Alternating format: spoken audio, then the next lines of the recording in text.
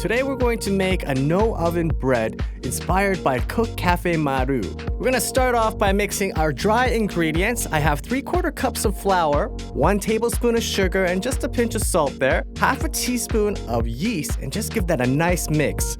Now we're adding our wet ingredients. We have 1/3 a cup of milk and 1/8 a cup of water. Just gonna give that a nice mix now until we get ourselves somewhat of a dough. I'm gonna add another half a cup of flour. Mix that up. It should start to firm up a bit. It's not quite there yet, but let's get it out onto the counter. As we knead it, we're gonna gradually add more flour to this mixture.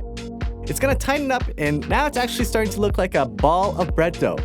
Continue to knead the dough and then roll it into a ball.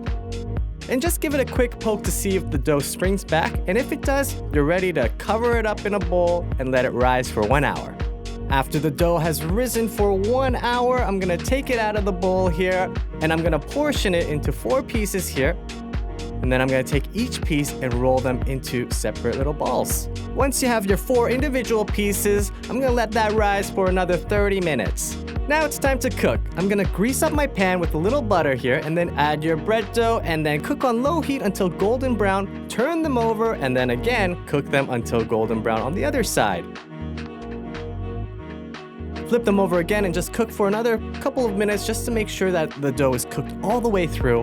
And then that's it. After a few minutes there, you have yourself a nice fluffy no oven bread to enjoy. Check out some of these other great recipe videos and click that like and subscribe button.